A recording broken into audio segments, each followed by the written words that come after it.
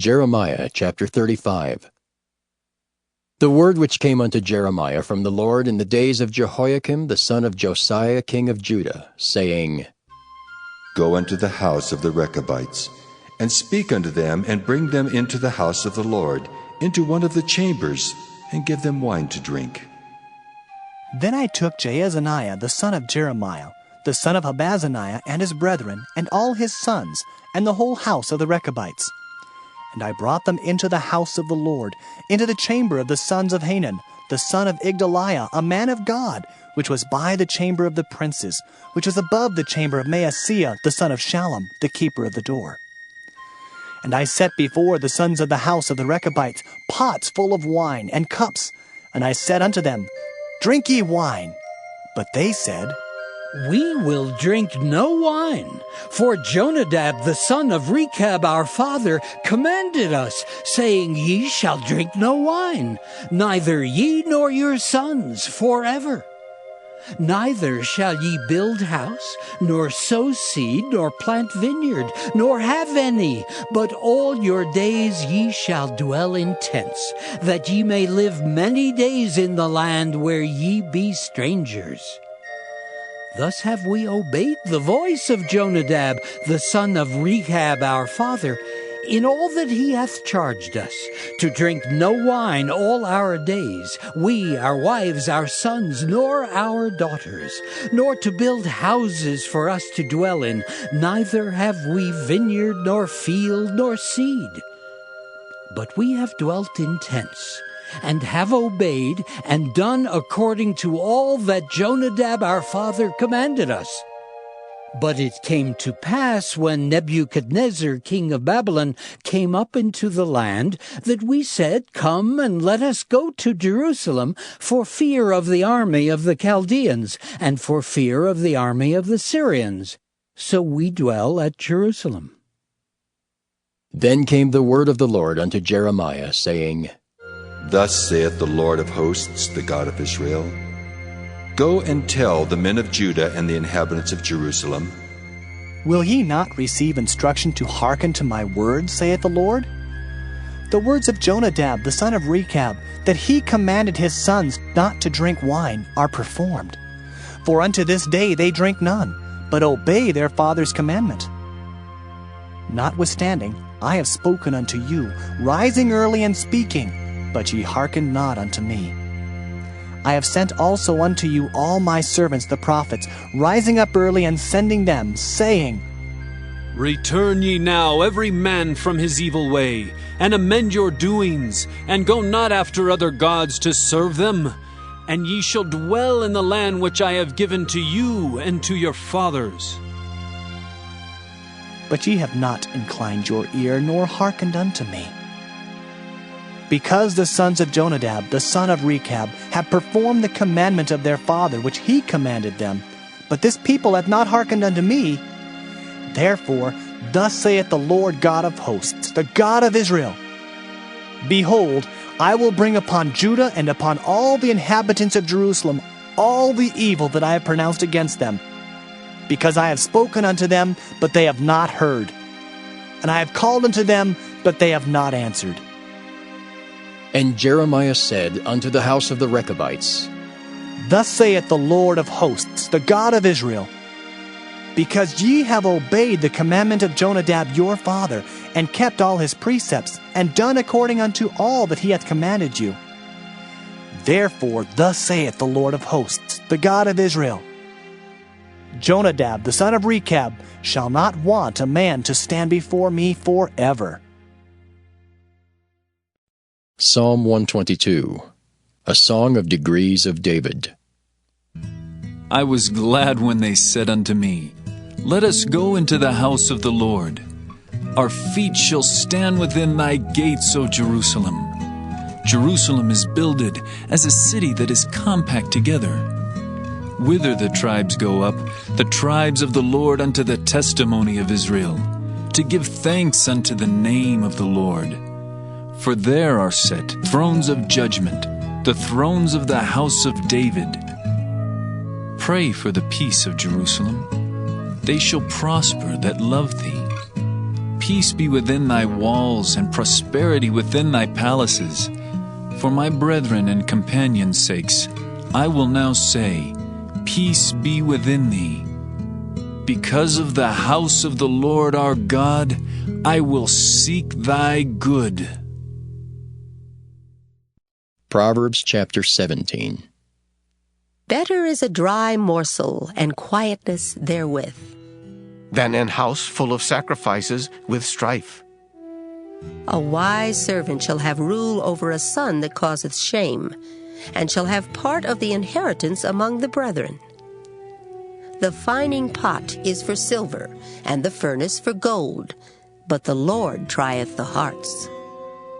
A wicked doer giveth heed to false lips, and a liar giveth ear to a naughty tongue. Whoso mocketh the poor reproacheth his Maker, and he that is glad at calamities shall not be unpunished. Children's children are the crown of old men, and the glory of children are their fathers.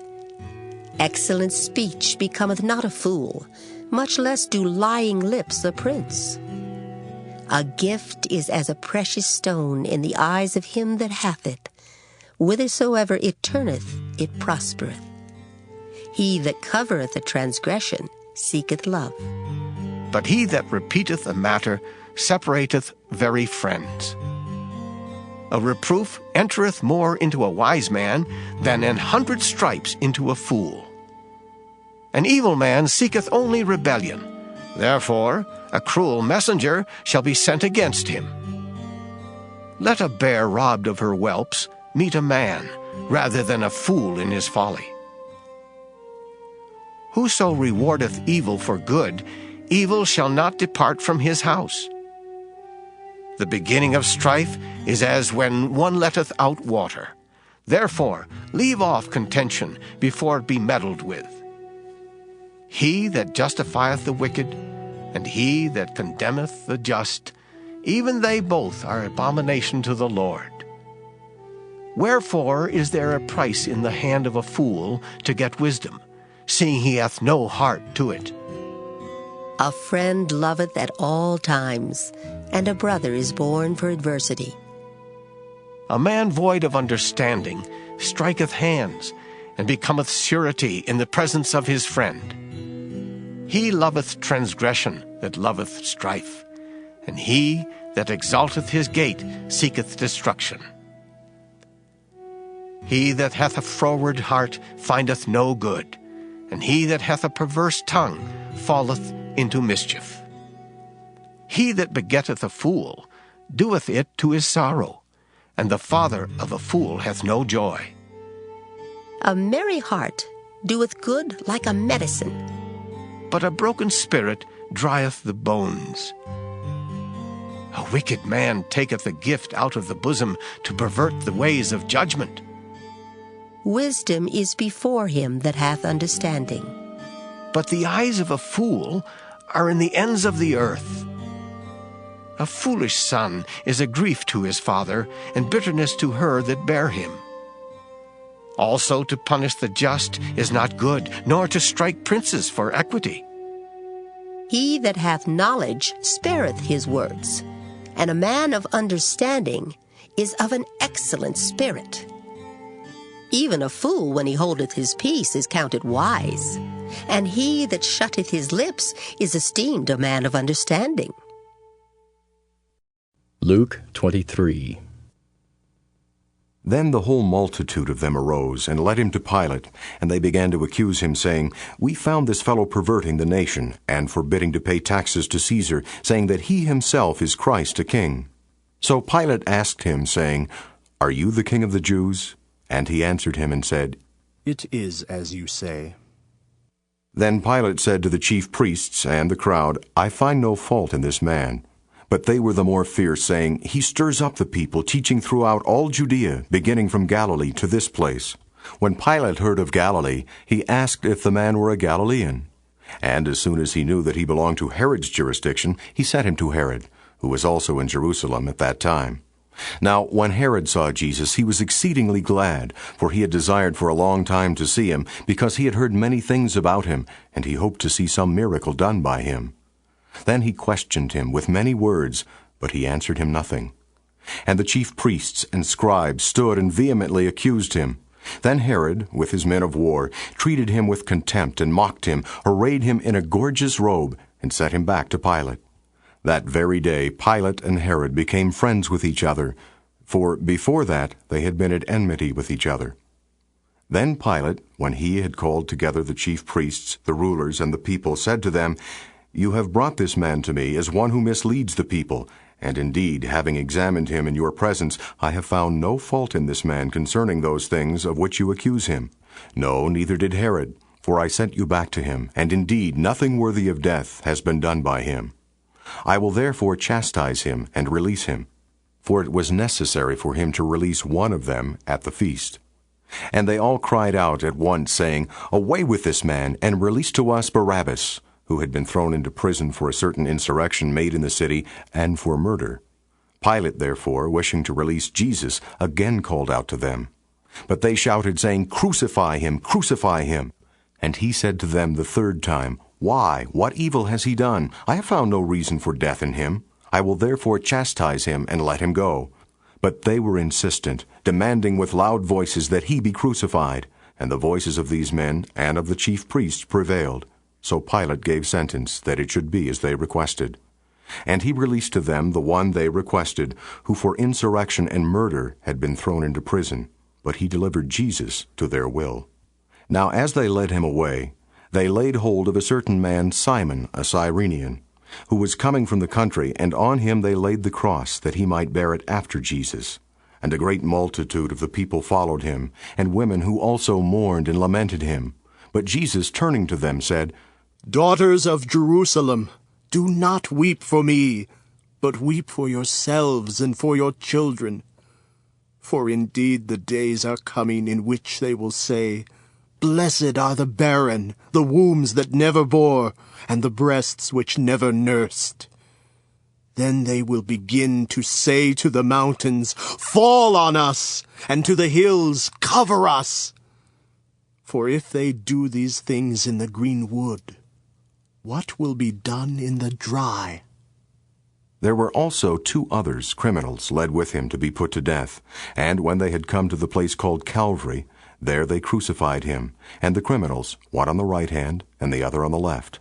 Then Jesus said, Father, forgive them, for they do not know what they do. And they divided his garments and cast lots. And the people stood looking on, but even the rulers with them sneered, saying, He saved others, let him save himself, if he is the Christ, the chosen of God. And the soldiers also mocked him, coming and offering him sour wine, and saying, If you are the king of the Jews, save yourself. And an inscription also was written over him, in letters of Greek, Latin, and Hebrew, This is the King of the Jews. Then one of the criminals who were hanged blasphemed him, saying, If you are the Christ, save yourself and us. But the other, answering, rebuked him, saying, Do you not even fear God, seeing you are under the same condemnation? And we indeed justly, for we receive the due reward of our deeds. But this man has done nothing wrong. Then he said to Jesus, Lord, remember me when you come into your kingdom. And Jesus said to him, Assuredly, I say to you, today you will be with me in paradise. And it was about the 6th hour, and there was darkness over all the earth until the 9th hour. Then the sun was darkened, and the veil of the temple was torn in two. And when Jesus had cried out with a loud voice, he said, Father, into your hands I commend my spirit. And having said this, he breathed his last. Now when the centurion saw what had happened, he glorified God, saying, Certainly this was a righteous man. And the whole crowd who came together to that sight, seeing what had been done, beat their breasts and returned. But all his acquaintances and the women who followed him from Galilee stood at a distance watching these things. And behold, there was a man named Joseph, a council member, a good and just man. He had not consented to their counsel indeed. He was from Arimathea, a city of the Jews, who himself was also waiting for the kingdom of God. This man went to Pilate and asked for the body of Jesus. Then he took it down, wrapped it in linen, and laid it in a tomb that was hewn out of the rock, where no one had ever lain before. That day was the preparation, and the Sabbath drew near. And the women who had come with him from Galilee followed after, and they observed the tomb and how his body was laid. Then they returned and prepared spices and fragrant oils, and they rested on the Sabbath according to the commandment.